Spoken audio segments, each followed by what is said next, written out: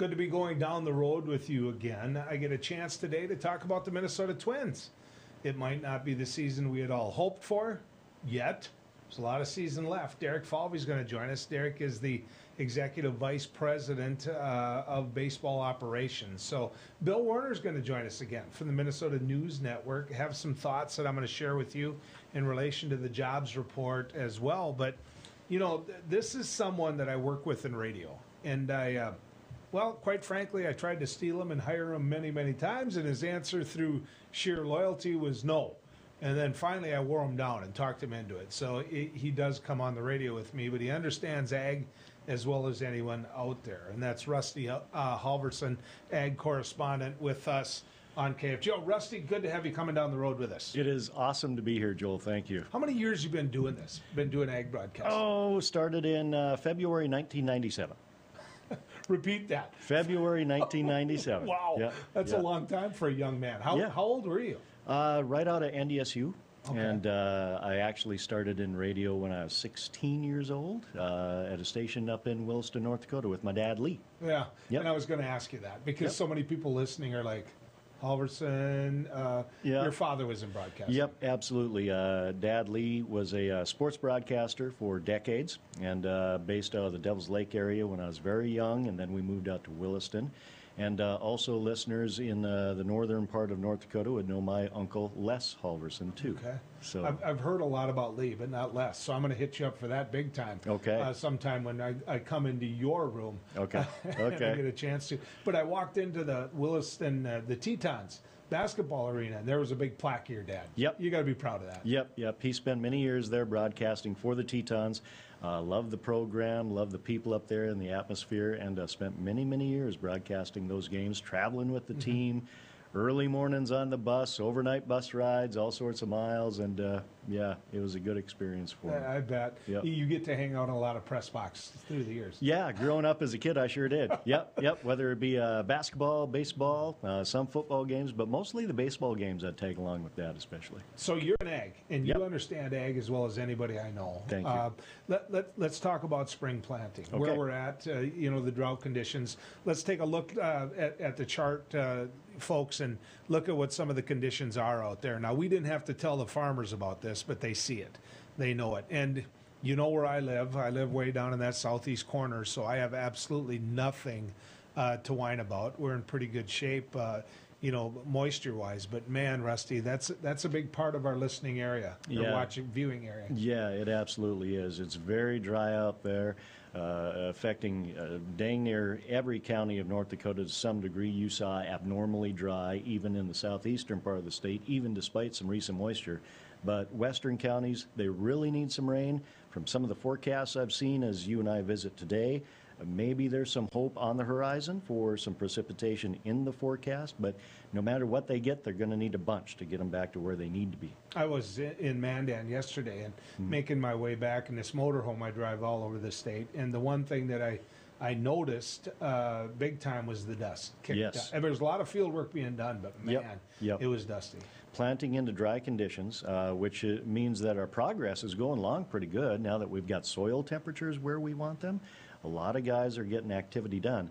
But again, we are planting into a fairly dry seed bed, so we will need timely moisture. It could be a rainfall event kind of a growing season, but we're, in the high plains of the northern plains, we're used to these kind of growing conditions. We're just very hopeful, let's put it that way. Does it change what you do? Does it do you shorten the days of corn, for example? You might raise and you wait a little bit longer, or do you just plant in that dry soil and do a little praying?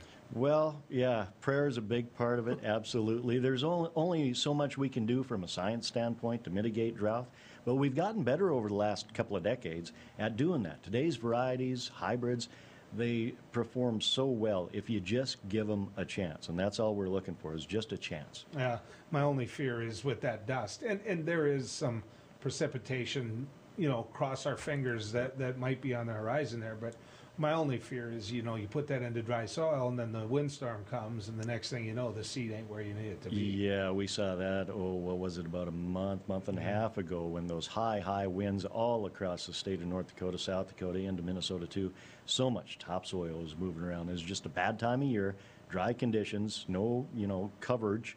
No crops were growing at the time, so a lot of topsoil did move around. Well, you look at that sugar beet ground that I see every day when I make my trek to Fargo, and there's a lot of really beautiful topsoil laying in those interstate ditches. Yeah, no kidding. Yeah. No kidding. It leaves guys scratching their head because, people who think farmers are careless, they're not. Not at all. Not at all. They know how valuable that is. I want to talk a little bit about the markets. Okay. I want to talk about where the markets are. I mean, man, what a different look than what we have a year or 2 years ago. Yeah, it's inspiring a lot of optimism as we do plant this year. But when you look at the new crop contracts for corn and for soybeans and for Minneapolis spring wheat, you've got spring wheat futures contracts up about $8 a bushel. You've got soybeans up around $14 a bushel. You've got nearby corn over $7 a bushel.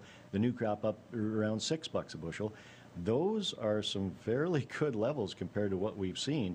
If we can hold these prices into the fall when we actually harvest, it's going to be really good for a lot of folks. Well, and I know that when the prices really spiked, I was talking to a couple of buddies of mine, and I said, "Well, are you making a buck?" And they said, "We had it all sold." Yeah, so they're maybe making some on the futures, but in terms of instant gratification, it isn't there yet. Yeah, because a lot of folks did sell into this rally quite a while ago, and you got to pay the bills. So, yeah. What I liked about it was it didn't change what they do. In this sense, they weren't sitting there going, okay, do I go to wheat when normally I have soybeans? Do I go to soybeans when I normally have wheat? I mean, decisions were made based upon the equipment they have and what they're used to doing. Yep, and their rotation. We can talk a lot about, okay, the price of wheat is this and soybeans are that, or corn, soybean price ratio this or that. For the most part, guys do stick with their rotational plans, and they might have a few acres to play with if they decide to go one way or the other. But a lot of those plans are made over the winter, and they pretty much stick to their guns. Not everything's hunky-dory. I know that sugar beets, a lot of people would like to get a little more per ton than what they're getting. The plants are requiring, the co-ops are requiring X amount, and some of those farmers now are having those beet acres that they had been rented out, just the right to own or to raise beets. I mean, some of that acreage is coming back to them, and they're finding themselves back in the beet industry. Yeah, exactly. That is actually happening. I talked with a grower near Wyndmere, and that was a situation that he was in, and he was okay with it because he doesn't mind raising sugar beets. But that is, that's been a trend. Yeah, one of my friends, he's okay with it because he liked it, but.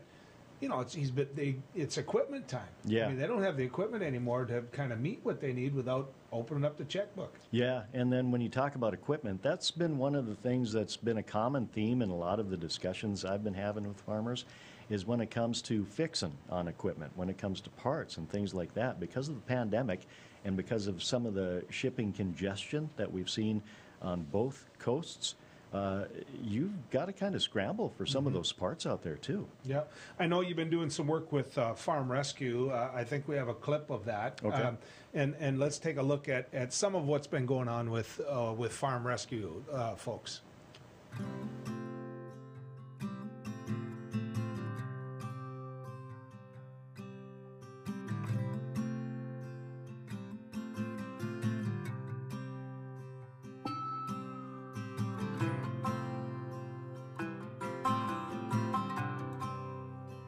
We have cameras in the barn so we can watch the cows when they're calving, and this particular cow, she just had calved about an hour before and was looking at the camera about 10:30 that evening and saw the calf was up, so I wanted to go out there and make sure the calf was nursing. So I just walked in the pen there and watching the calf to see if it had nursed, and the cow was probably 5 feet away from me.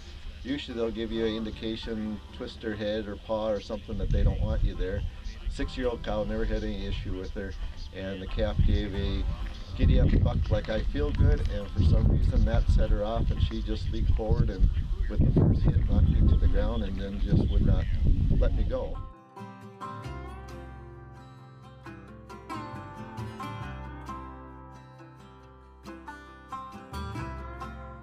this is exactly why Farm Rescue exists. It's a family operation, a generational operation, and one that we want to do our best to keep going long term and keep that generational farm going.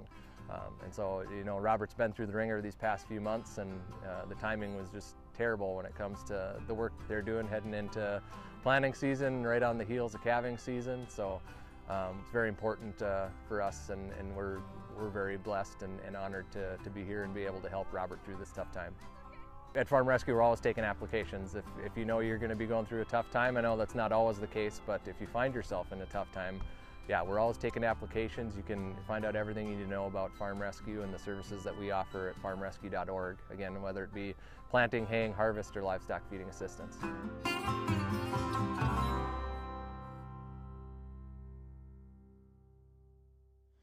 You know, that's a great piece that you guys put together. Yep. Absolutely fabulous Yep. piece. And you've covered Farm Rescue for a long, long time. Yep. You know, what a great organization. Yep, and a big shout out to Madison Quinn in the newsroom for shooting that drone footage and putting together that package. Very talented young man there. And the idea came together with the founder, Bill Gross, way back in like 2005. 2006 was their first planting season, and they've helped over 700 farm families since that time, whether it's an illness or an accident or a natural disaster. Farm Rescue and its volunteers from all over the country, they step up and they help out. And as you saw in that piece with Robert and his family, something you can't predict, just checking on a calf, and an accident happened. And then he had a gallbladder surgery not long after that, and the doctor told him, you can't get in the calf. And what do?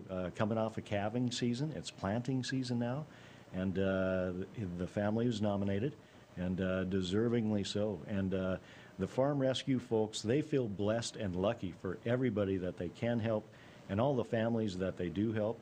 The gratitude, just, you can see it on their faces, hear it in their voice. They're so grateful for the help, because Farm Rescue there is to lend a hand up. Nobody expected to get in these types of situations. And so Farm Rescue and the work they're doing in several states, go to farmrescue.org, and you can volunteer, you can donate, check out what they've done, and great organization. Well, Absolutely. great job by you and Madison. Thank you. Of telling the story. When we come back, ladies and gentlemen, we're going to get a chance to head to the Twin Cities and visit with Derek Falvey. Now, Derek, well, he's Executive Vice President of Baseball Operations with the Minnesota Twins. Stick around. Howdy folks, it's a Line Cafe. I reckon it's time you're due for a hearty meal. So saddle up for the day with one of our Halvorson breakfast homemade soups. Fill your grill at our salad bar, sink your teeth into our famous Line burger and barbecue ribs. Top it off with spoon rattling pie with a calm roll that's sure to put a smile on even the toughest outlaws. Shake the dirt off the boots each night and warm up with the game. Tell them about it, Stacy. I can't wait to see you at the county line.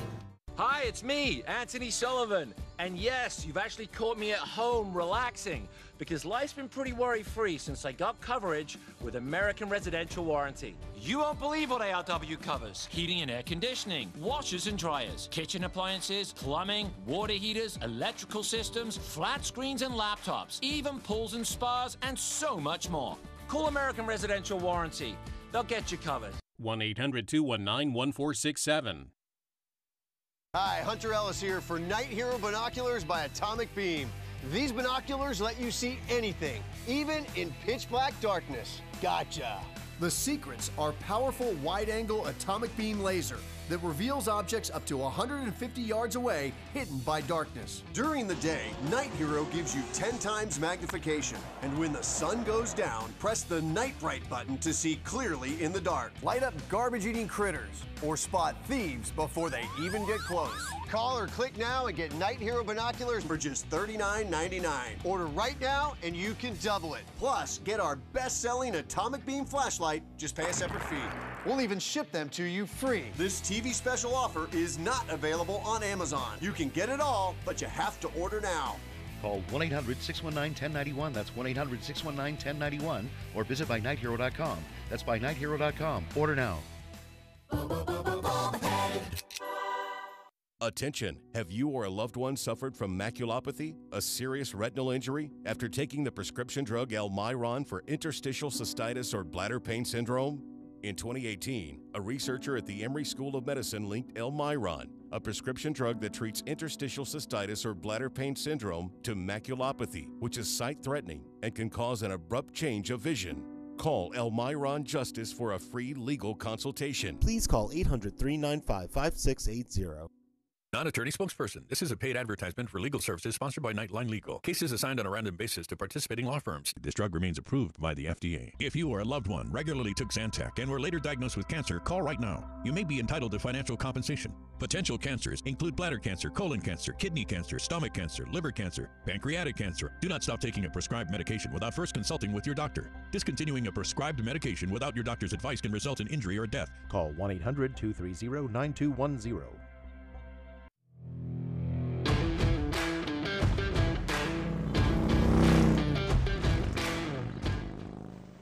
Welcome back to Down the Road. Here's the thing.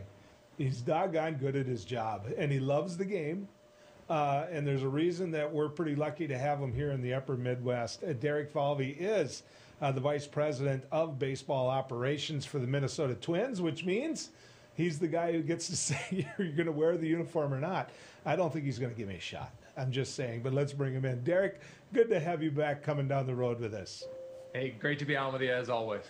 I got to say this on behalf of my Aunt Memory and my brother Dennis, and quite frankly myself, thank you. Thank you, thank you. The Twins are playing ball. We've got a place to go collectively together. We may not be in the stands, but there are a lot of people in the stands, and we could get in the stands, but the Twins are playing ball. So thank you for that. Now, we appreciate the support. You know, even during tough times when teams not playing the way we wanted to, the fans in this, region and everybody who supports Twins baseball are just fantastic. And you guys are center of it and talking about it all the time, and the passion for it. We love it. So we're happy to be playing. Hopefully we'll continue to get better, get healthier maybe over time here and start playing some good baseball soon. And a big part of that is what you just said, get healthier. And get the people that you have on the field that you planned on having on the field. When you look at this Twins team, the one thing I notice about them is they like playing baseball together. And that's a big part of whether or not they're going to succeed in the end. And, of course, I can give you example after example of teams that didn't start very fast that are wearing rings right now, including one Minnesota Twin team. But I got to ask you this. There's a chemistry there. Is it Nelly? Who makes this team get along that well? Yeah, it's a great question, and it actually is. The best part about it is it isn't just one player. The cool part of when you have young guys that came up playing together, like Byron Buxton and Max Kepler, Jorge Polanco, Jose Barrios, Miguel Sano, these guys all came through the minor leagues together, just like Twins teams of the past. I've talked to guys like Michael Kadire and Joe Mauer and all these guys like that.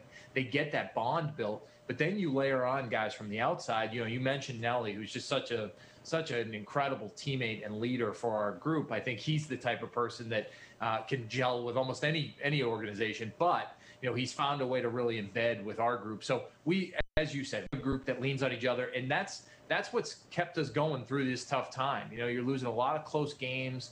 Our extra inning games have just not gone our way, and those are tough. And when they hit you in the gut, I can tell you, everyone in the room feels it just as much as the fans do at home. And you take it home with you at night, but you come back in because you have the people in the room that you care about, that you want to do it with together, and it's not fractured. It's just we got to find a way to do it together. Here's the thing that Jack Michaels and I keep reminding people. There's a reason that we might be losing some extra inning games, that we are losing some extra inning games. But the truth of the matter is we're in the extra inning games. So to sit there and say you're getting blown out by 10 runs or 8 runs every game, Rocco and the group, it seems to me they're going to find a way to get over the hump of that extra inning problem that you got right now. Yeah, someone asked me the other day, it was a good question. They said, you've lost a lot of really close games, extra inning games, 9th inning games. Would you rather lose those or maybe get blown out 10-1? And I said, honestly, there's a part of me that wants to answer and say I take a couple blowouts simply because the pain and anguish of losing that one-run game of the extra inning, it keeps wearing on you. That said, I think the rational side of me and the baseball side of me says, you keep playing close games, that means you're in them. That means you're right there at the edge. You don't want to get blown out. That's the last thing in the world you want. You don't want to, you don't want to show up every night and feel like you're not in the game. So we've been in all of these, as painful as it's been in those moments, in those extra innings, in those ninth inning losses. Let's just keep plugging away because we know we're right there in each of those games and could have flipped them the other way along the way. You know, it isn't all good. I realize that. You know, you've always been incredibly honest with me about that. If you look at the middle relief of this Twins team, it's probably got you scratching your head a little bit. What, if anything, can be done about that? Yeah, no doubt. I would say our record, we have to own it. This is where we are. We've now dug ourselves a hole that we need to find a way to dig out of. And our bullpen has certainly been an area where things have gone a bit awry. You know, in some of the games, it's been kind of the defense mixed in with our bullpen where we couldn't really, maybe pick a guy up who wasn't pitching as well at different moments. Then the one-off, where a guy isn't pitching well in that space. The way I look at it is when we look at Taylor Rogers and Tyler Duffy and guys like Alex Colomé and Hansel Robles who've had success in the past and have had spurts of it this year, we need those guys to pitch like they have historically. Alex is a good example. Colomé, who we felt, we saw as a closer in our division for a couple of years, really pitch well. We're not commanding the ball we need to. We're not executing pitches consistently the way we need to. That is getting us in trouble, and those guys need to work on that, and they know it, and that's our focus. We feel like we have some good arms coming in the system, but the guys that are at the big league level can do it if they just continue to execute the pitches the way they're supposed to. So, and the reason I didn't bring up starting pitching is, quite frankly, I've seen starting pitching really do a good job, which is a big, big factor in whether or not you're going to succeed all throughout the season. But is it me? Okay, this is going to explain why I'm so much older than you. You look at pitch counts, and everything's done mechanically now. And I'm not trying to second guess Rocco, but are pitch counts as important as what they're being made out to be? When you got things rocking and rolling, and the next thing you know, you get to a magic number, and it's like, okay, he's got to come out. When does that change during the season, or does it ever change? Yeah, it's a good question. And I think maybe one of the misunderstandings kind of in the public sphere around this is that there's some magic number, whether it's 85, 90, 95, 100, whatever that number is. It's really geared more toward getting through the lineup now multiple times and the way bullpens work. Sometimes it just lines up where the part of the lineup you're coming back to the third time all the way through, which I know is not the most popular thing, but looking at our group, unfortunately, across baseball, and this is true with our starters as well, that third time through the order, when we've had a few times to push a guy, has not always gone our way. I can think back to the Mariners game we lost where Matt Shoemaker was really cruising for 5 innings and was right up to that third time through, and all of a sudden we're 6-4 before we could even notice it. So there are times where it's gone the other way, where we've pushed a guy and it hasn't worked out on us. I don't think there's not one magic number that Rocco uses or Wes uses to navigate a pitcher. In some cases, we've had to push a guy a little more. Jay Happ threw 100 pitches the other night, but it's sometimes you're pulling a guy out because you think it's the best way to get through the remainder of the game with the relievers you got, holding the lead that you do have. I remember that Mariners game. And I got to tell you, being Catholic, I probably should have went to confession after that because I was saying some words I shouldn't have been saying. It just was frustrating. A person that I work with, she took her 2 kids and her husband, and she went down to Target Field. And she said it was one of the most fun baseball games she ever went to. She said didn't have to wait in line to go to the bathroom, wanted to get a beer. It was open right then. And obviously she'd just as soon be in a crowd of close to 40,000, which that stadium is built for. But she said it was a different feel, but it was still baseball. There's no doubt. It has, ever since we got fans back in spring training, and it was a really small number at the outset there in Florida, it started to feel like baseball again. It started to feel like a normal environment. Little light on the crowd. We always want more, no question. And then when we got home, we got more people here. And the good news here is that Governor Walz here in Minnesota has made the decision to roll back some of those restrictions, and we will, as a result here, hopefully soon, be able to increase that capacity and see more fans in Target Field. But it's been a great atmosphere. Our fans are really happy with the when they walk through the door, the way it's set up, the where the seats are, as you said, access to our concessions, and safe ultimately is what we want for all our fans when they walk through the door. And I can tell you that the door-to-door experience right now at Target Field is as good as it's ever been. Yeah. Well, I was going to ask this last one here. How's Byron Buxton? How bad's he hurt? Yeah, he's doing okay. I think we're going to evaluate him again when he shows up today. He had, he's dealt with some things in his legs over time, and really this year as well. That's kind of a hip area, groin area where it's feeling a little sore on him. Now, we've seen in the past that's kind of resolved itself in a couple of days, maybe a little bit of downtime and some rest. There are sometimes, obviously, you have to take it longer. We will evaluate him tonight at the ballpark and hope that he's in a good spot. There's a lot of people when they look at, first off, Byron's one of those, I know I got to go to the bathroom, but kind of players. When he comes up, it's like, no, I'm going to sit here and I got to watch Byron and I got to watch Nelly. And those are my kind of players that I've got to actually watch at the plate. But, that you could make a real argument that Byron Buxton is the MVP right now in Major League Baseball. There's no question. I mean, what Byron has done to start this season is just spectacular. I think we talk about players across the game, whether it's, Mike Trout or others that, have just been so good for so long. And what Byron did his first month, when you compare it to any of those guys for any month in a season, it's probably as good or better. And so what we got to witness the first month of this season was as good as any player in the game has really been over the last number of years. And it's special. Defensively, offensively, he's clicking. He's got that great smile, and when he's playing, when he's on the field, we're obviously a better team. So I think that he's coming into his own. He's maturing. He's becoming the player I think we all hoped he'd always be. And Derek, you never forget who and where the Twins fans are. So thanks for spending some time with us here in North Dakota. I appreciate it.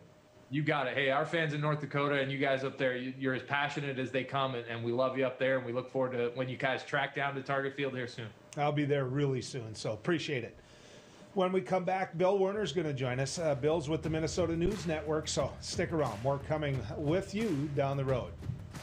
Hey everybody, I'm Doug Billings, your host of The Right Side with Doug Billings on Beck News. We bring you high-profile guests, ladies and gentlemen, exclusive guests. Now, you're not going to see these guests in most of the mainstream media outlets. Another thing that I do here is give guests a platform to speak freely. You're not going to see me censor anybody.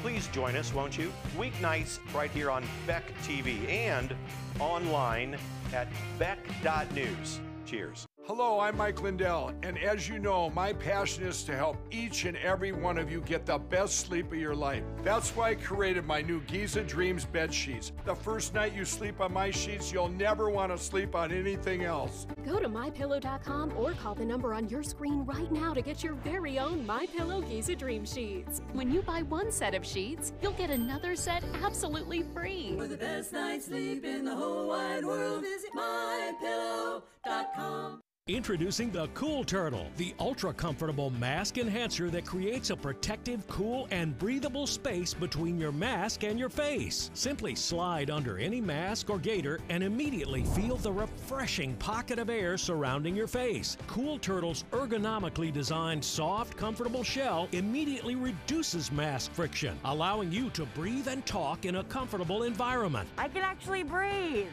With the Cool Turtle, no more sweating. It's like I don't even have a mask on.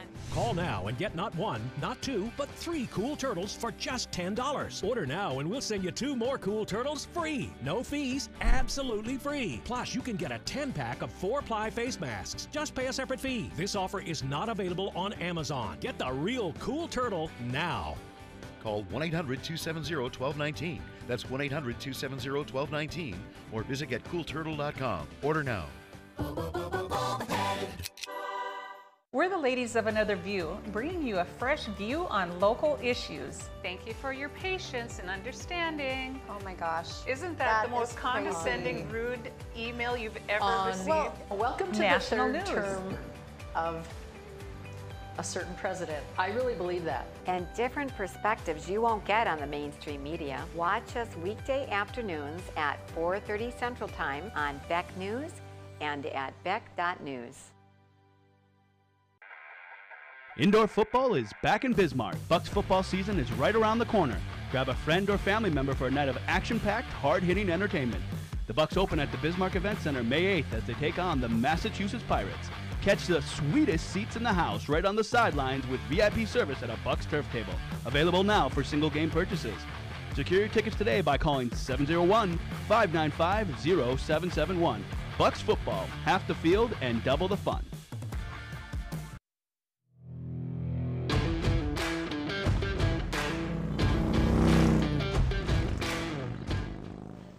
You know, there are neighbors. That's right. Minnesota and the role that they play in many of our lives, well, it's there. Bill Werner is a longtime journalist, and by journalist, I mean that in the utmost way. You know, Bill is somebody who brings you the facts, and he works with the Minnesota News Network, has for quite some time, but I asked him to come on, and he's on. Bill, good to have you coming down the road with us. It's really good to be with you again, Joel. Always enjoy it, yes. Last time I talked to you, Derek Chauvin, verdict came out, and all of us were sitting there wondering if downtown Minneapolis was going to explode. I want to go backwards before I go forwards, but were you surprised at all the reaction that people had and the way they dealt with that reaction to the Chauvin trial? No, in the sense that if we had a conviction, which we did, right? I think people were hoping for this, and in fact, it did happen. That I don't want to say people were satisfied in the sense that justice is done and that this is never going to happen again, right? But at least in that particular case, I think the feeling that I've heard, and again, I don't presume to speak for the black community by any means. I can't do that. But the impression I got was that they felt that in that particular case, justice had been done. However, beyond that, they absolutely, at least according to the statements that the leaders have made publicly, and this is widespread feeling among members of the black community publicly, that was not, that even though justice was done in the Derek Chauvin case, that there's a lot more that needs to be done in terms of police reforms. And that's the thing that's getting wrangled with at the Minnesota legislature now. And the big question is, are they going to do anything this legislative session? Well, and they're looking at that federally, too. And that's right. A good thing.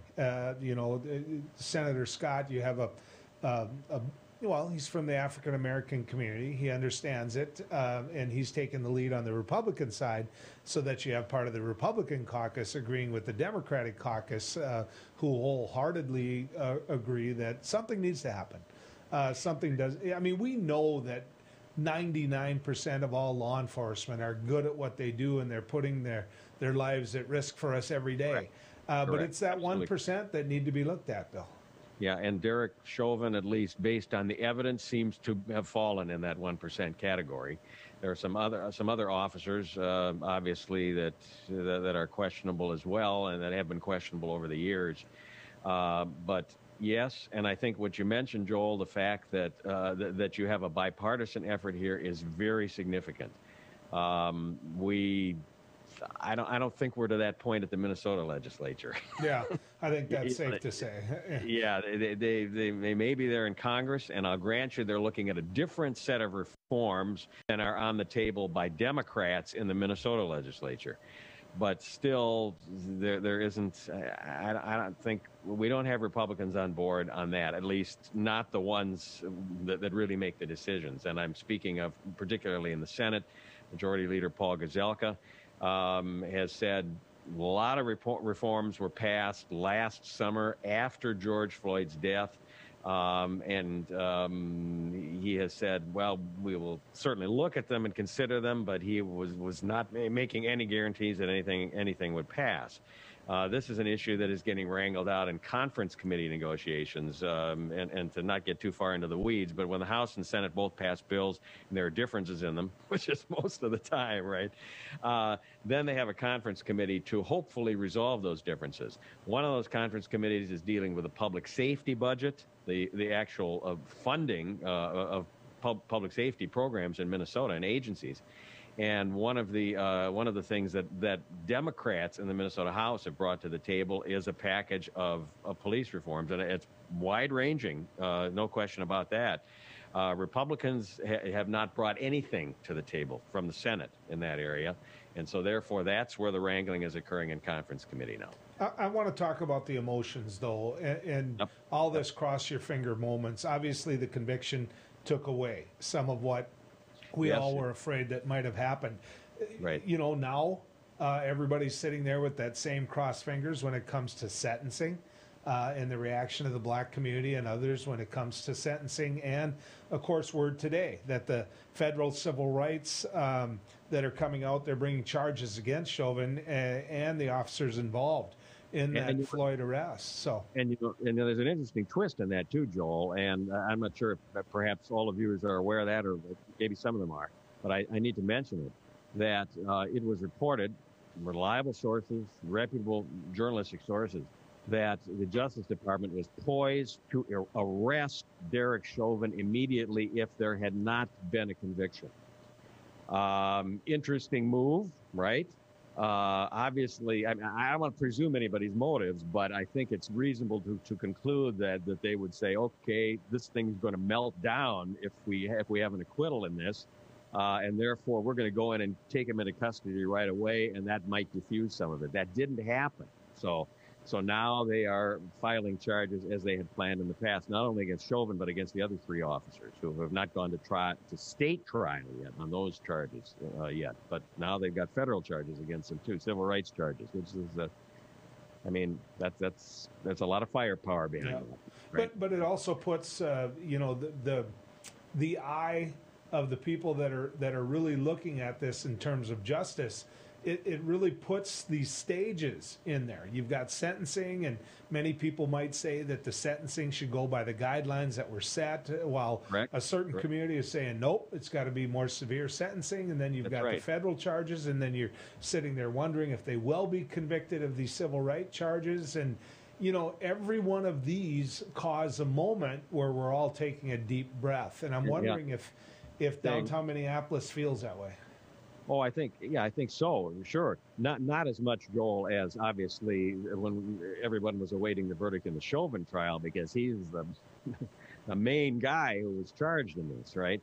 But we still do have the trials coming up in August of the other 3 officers. Now we're talking about on the state charges, right? Mm-hmm. Here, as well as the federal charges against Chauvin and the other 3 officers that are pending. So yes, at each one of those points, what happens? What is the reaction of the community? Sure. I mean, I think some of the plywood's coming off of the windows downtown Minneapolis. Okay, I haven't actually walked the Nicollet Mall for a bit here, but I need to. It's not far away, and see exactly what we're looking at here. But some of that, I think, there's some relaxation in that area. Some of the plywood of downtown Minneapolis and surrounding communities is coming off some of the windows.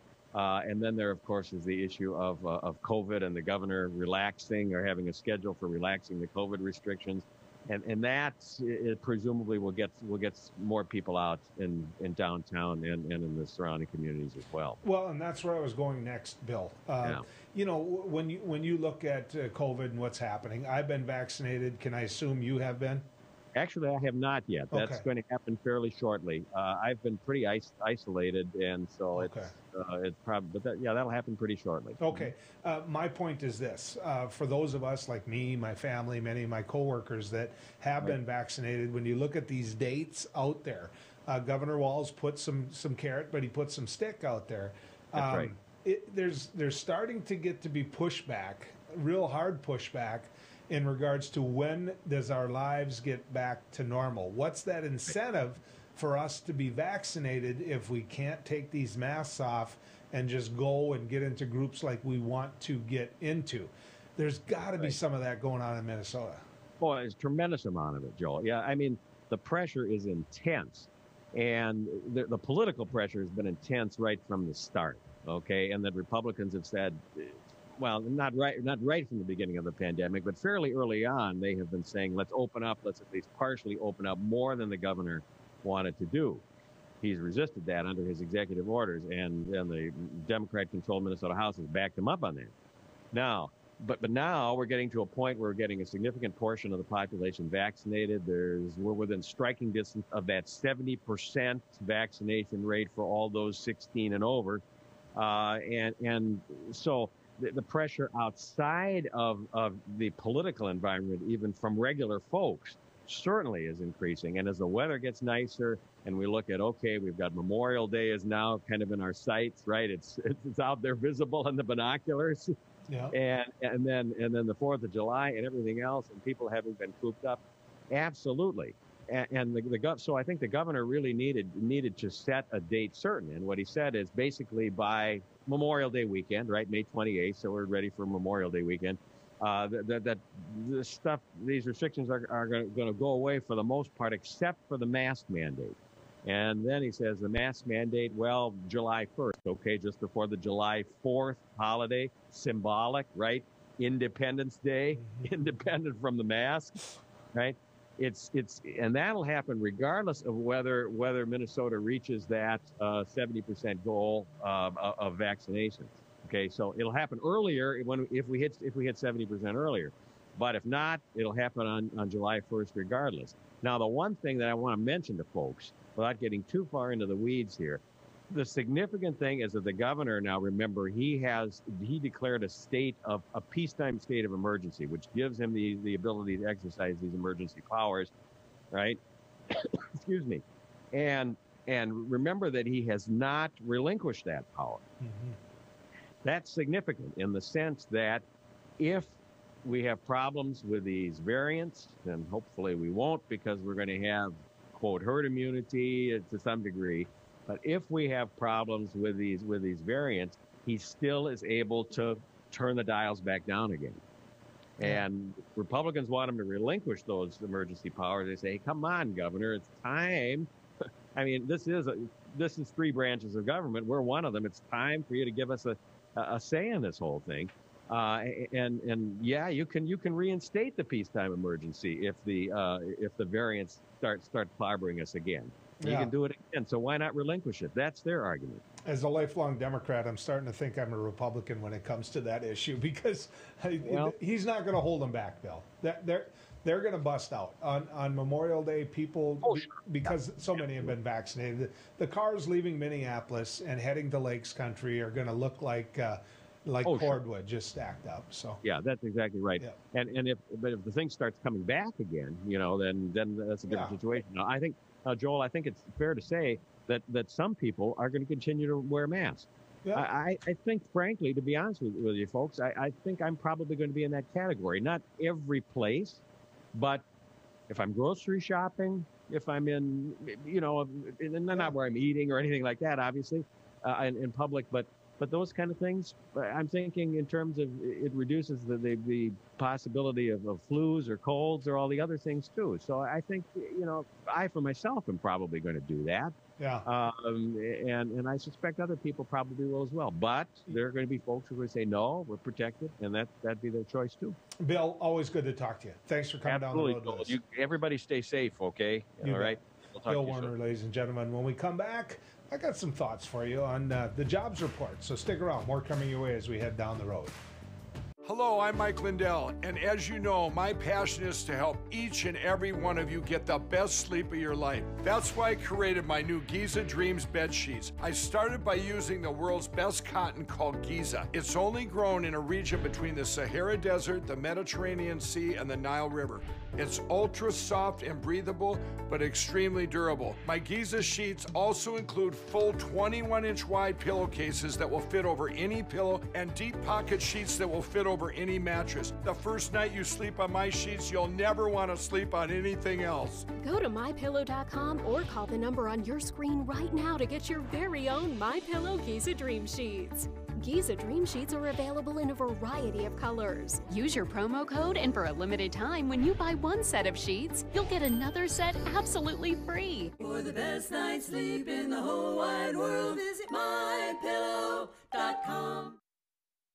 Non-attorney spokesperson. This is a paid advertisement for legal services sponsored by Nightline Legal. Cases assigned on a random basis to participating law firms. This drug remains approved by the FDA. If you or a loved one regularly took Zantac and were later diagnosed with cancer, call right now. You may be entitled to financial compensation. Potential cancers include bladder cancer, colon cancer, kidney cancer, stomach cancer, liver cancer, pancreatic cancer. Do not stop taking a prescribed medication without first consulting with your doctor. Discontinuing a prescribed medication without your doctor's advice can result in injury or death. Call 1-800-230-9210.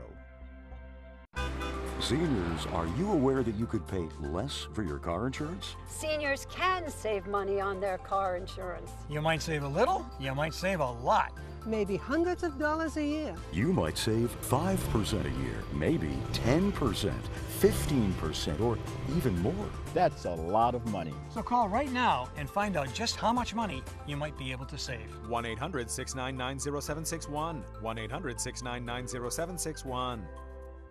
Hi, it's me, Anthony Sullivan. And yes, you've actually caught me at home relaxing because life's been pretty worry-free since I got coverage with American Residential Warranty. You won't believe what ARW covers. Heating and air conditioning, washers and dryers, kitchen appliances, plumbing, water heaters, electrical systems, flat screens and laptops, even pools and spas, and so much more. Call American Residential Warranty. They'll get you covered. 1-800-219-1467. Watch No Filter with me, Debbie Schlussel, for no-nonsense, unfiltered analysis of the news that matters to you. You'll see engaging guests. It began a 444-day nightmare. Entertaining analysis. And it has everything to do with something that happened in history. And honest movie reviews. Trust me, this is just atrocious. No Filter with Debbie, weeknights at 10 p.m. Central on Beck News and online at beck.news.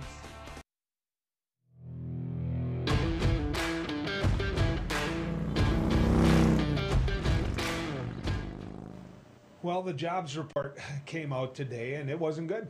Well, you know, it wasn't bad, but it wasn't good. It was under 300,000 when everybody had their fingers crossed. A lot of finger crossing today. On down the road, but everybody was hoping that that number might be closer to 1 million. Well, it wasn't. It wasn't. The economy, I believe, is ready to burst out. I think that the money that people got in their pockets from the CARES Act, I think that they're spending it. You're going to see that. You're going to see that another day. But there's one consistent message that I get from small businesses and actually larger businesses. It's just that I talk to small businesses more. They can't find the workers. They can't. And so now you got to ask why. Because many workers have been sitting there and the unemployment numbers have gone up. So if they have an opportunity to come back to work, and if everybody's sitting there saying we're at the point during the pandemic when it's not an issue to go back to work, you've been vaccinated and, you know, maybe you're used to or adhering to the mask policy or whatever. But basically you're in a position where you can go back to work. The employer wants you and no governor's saying you can't. Then why aren't they? Well, I think you need to keep in mind that $300. And $300 is the number that I think you need to remember. $300 extra when it comes to unemployment I think it's per week. And so whether or not there's an incentive financially for them to go back to work, I don't know. Some people say it just isn't there. Now, if you're going to fight a pandemic and you're going to use money to fight that pandemic and you're going to get people out there and get them doing what they need to do in the workplace, there's two factors, it seems to me, that need to happen. The first being, get rid of the $300. You got a job waiting for you, go do the job. Go work. That's the strength of America. People get up in the morning and go to work. The other thing that needs to happen is we need to look at minimum wage. I mean, we do. Now, I challenge every one of you, and I mean this. You know, take $7.15 times 2,080, because 40 hours a week, that's what you get. If you add 40 hours a week to 52 weeks, you got 2080, right? Now add that to $7 an hour for easy math. You're not going to like the number. You're not. You're not going to like the number that you have to live on. And first thing you're going to say to me is those are part-time jobs, Joel. Those aren't full-time jobs. Those are this job and that job. A lot of them aren't. A lot of them aren't. A lot of them are the money that people make. I could start naming professions, but you know what the professions are. And so to sit there and say, well, you know, they should go back to work. They don't need this additional benefit. Pay them. Pay them. And then I think you'll all see them go back to work. I mean, really, I want you to think about what it would take for you to pay your bills. Now, look at $15 an hour, which is being discussed. Now, whether it gets to 15 or not, it won't get to 15. It'll be a lesser amount. But let's take $15 an hour. that puts you a little bit over $30,000 a year. $30,000 a year. So cut that in half. You're at 15 grand a year, but let's focus back on the 30,000 a year. Could you make it on that? Could you pay your bills? Could you pay for that car? Could you pay for that house? Or if you can't afford the house, could you pay for the apartment? Could you pay for your share if you're bunking up with people? Or what about if you're raising kids and you're raising those kids all on your own? You couldn't make it. There's no way you could make it. And so why would we be afraid to, take a look at the fact that we're paying people not to go to work, and the money that we're paying them not to go to work is making it so that they don't sit there on minimum wage? Right? Pay them more. Minimum wage needs to be raised. It does. There's some Democrats that are blocking this with Republican senators. Joe Manchin. I've met Joe Manchin a number of times. He's a good person. And, he's sitting there trying to work something out with the Republican side of the aisle. I don't think it's been worked out yet. But if we're sitting there short of workers and the jobs report are coming back this way and people are just barely getting by, we've got a way bigger problem than just sitting there paying $300 extra bucks a week. We do. And so what we need to do is focus on the overall problem, not the pandemic, but what we as America are willing to pay our workers. And also keep this in mind. We've got billionaire after billionaire out there. So let's not try to pretend that there isn't some money that can move through this economy. The Trump tax break made for billionaires, and it didn't help those people on the low end of the pay scale. When we come back, I got some closing comments for you. I do, when it comes to the vaccine passport. Stick around. Do you worry about going to the dentist? After all, a visit to the dentist can easily cost $2,000 or more. Well, relax. The Carefree Dental Card is now available in your area. Call now and we'll send your actual card at no cost today. With the Carefree Dental Card, you go to the dentist whenever you need and you instantly pay a lot less. Activate your card and you can start using it immediately. From exams and cleanings to more expensive procedures like crowns, dentures, even braces, they're all included with the Carefree Dental Card. Say you go to the dentist today without any card and your bill is, well, ouch. Wait a minute, let's try that again. You go to the dentist today and show your Carefree Dental Card, you save $525. The Carefree Dental Card is just $15.95 a month, so call now and make going to the dentist carefree. Call 1-800-416-5739 to receive your Carefree Dental Card information kit. 1-800-416-5739. Call now. I can't say enough good things about these nano hearing aids. Real people talking about nano hearing aids. The hearing quality is great. Until now, hearing aids used to be too expensive for the average person. Until nano. Call now and you'll get your nano hearing aids for only $297. You'll save $100. When you buy one hearing aid, Nano will give you a second hearing aid free. Call right now. 1-800-213-3815. Spas, etc. You've come to know and trust us for over 18 years with the largest selection and showroom in Western North Dakota for our beautiful Sundance spas. Plus, you could pick out your next home experience with our selection of pool tables, shuffleboards, and fun accessories.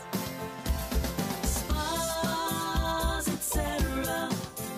Your relaxation destination on Main and Bismarck.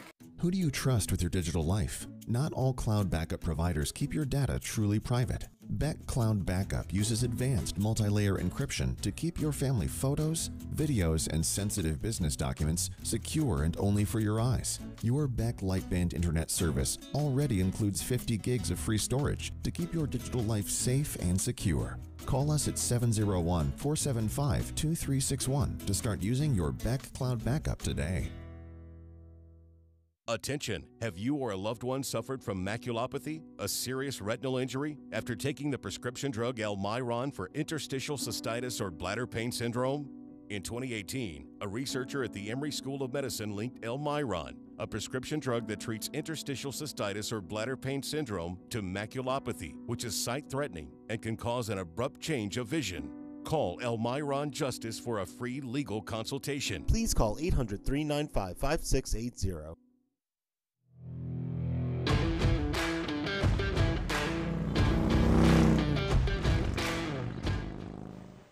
It's just a short little distance we still have to go down the road, so I want to share a letter with you.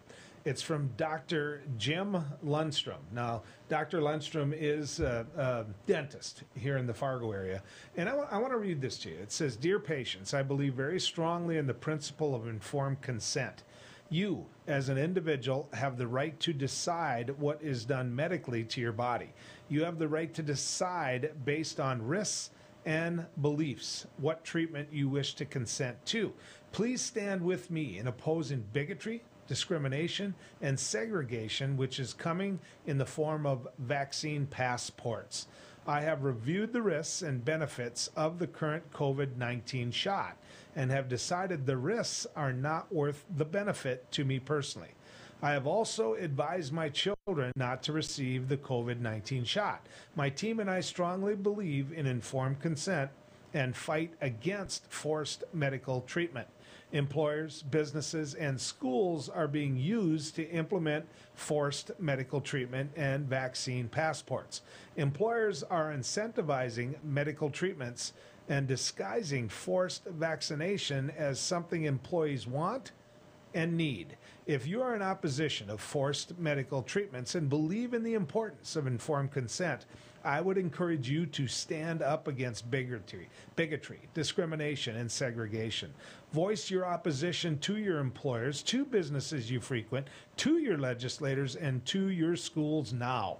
Obviously, if an employer or business wishes to discriminate against me or my children for our pro-informed consent stance and segregate or exclude us from their business, I will take it personally. I ask you, how would you feel if I exclude you from my practice because of your stance on forced medical treatments? Sincerely, Dr. Jim Lundstrom."